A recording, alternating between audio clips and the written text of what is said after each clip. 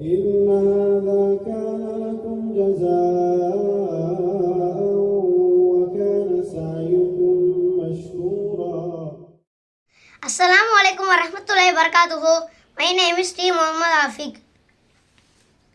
அகில உலகத்தையும் படைத்து அதை ஆளும் அல்லாஹ்வுக்கே அனைத்து புகழும் உரியது. அகில மக்கள் அனைவருக்கும் இறுதி தூராய் வழியாட்டால் வந்து சென்ற முஹம்மது நபி ஸல்லல்லாஹு அலைஹி வஸல்லம் அவர்களின் மீதும் அவர்களின் குடும்பத்தினர் தோழர்கள் அனைவரின் மீதும் அல்லாஹ்வின் கருணையும் அருளும் புரிவானாக. ஆமீன். இஸ்லாத்தின் முதல் ஷஹீத், இஸ்லாத்தின் முதல் பெண் உயிர் தியாகி என்று போற்றப்படுவதை பற்றி சில விஷயங்களை பார்ப்போம். அவர்தான் அன்னை சுமையா பின்த் கப்பாத். அவர்களுடைய தந்தை பெயர் கபாத் என்பது மட்டுமே தெரிய வந்திருக்கிறது. அவர்களுடைய ஊர்குலம் எப்படி மக்கா வந்தார்கள் என்ற குறிப்புகள் இல்லை. மக்கா மாநிலத்துக்கு தலைவர்களில் ஒருவரான மக்சீமி கோத்திரத்தை சேர்ந்த அபு ஹுதைபா என்பவரின் அடிமையாக இருந்தார்கள் அன்னை சுமையா ரலியல்லாஹு அவர்கள். அபு ஹுதைபாவின் அடிமையாக இருந்த யாசிருக்கும் அன்னை சுமையா ரலியல்லாஹு அவர்களுக்கும் மணமுடித்து கொடுக்கிறார். யாசிருக்கும் அன்னை சுமையா ரலியல்லாஹு அவர்களுக்கும் 2 குழந்தைகள் பிறந்தன. அப்துல்லா மற்றும் அம்மார் ரலியல்லாஹு என்று 2 குழந்தைகள் பிறந்தன. நபித்துவம் அருளப்பட்டு நபி அவர்கள் சத்திய அழைப்பு எடுக்க தொடங்கியவுடன் இக்குடும்பத்தினர் எவ்வித தயக்கமும் இன்றி இஸ்லாத்தை ஏற்றுக்கொண்டார்கள்.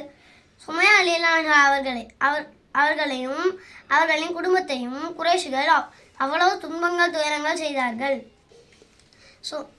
சுமையா ரலியல்லாஹு அவர்களுக்கு மற்றும் யாசிருக்கும் வயது முதிர்ந்த போது மிகவும் பலவீனமாய் இருந்தார்கள்.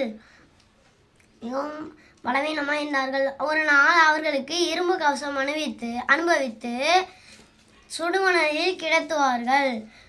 இரும்பை பழுக்க காய்ச்சி அவர்களின் முதுகில் சூடு போடுவார்கள். ஒரு நாள் யாசிரின் அக்குடும்பம் கொடுமைப்பட்டிருந்த போது நபி ஸல்லல்லாஹு அலைஹி வஸல்லம் அவர்கள் அவ்வழியை கடந்து செல்லும் போது மிகவும் துக்கமடைந்தார்கள். நபி ஸல்லல்லாஹு அலைஹி வஸல்லம் அவர்கள் கூறினார்கள், யாசிரின் குடும்பத்தாரே, பொறுமையுடன் இருங்கள், உங்களுக்கு அல்லாஹ் சுவனத்தை தருவான் என்ற ஆறுதல் கூறி பின்பு துவா செய்தார்கள்.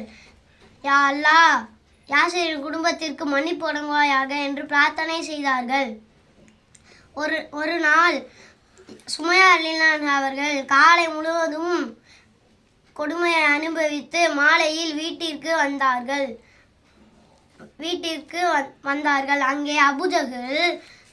அங்கே அபூஜஹல் சுமையாவே, முகம்மதின் புதிய மார்க்கத்திலிருந்து திரும்பிவிடு, இல்லையெனில் நீ மிகப்பெரிய துன்பத்தை ஏற்பட வேண்டும் என்று எச்சரித்தான்.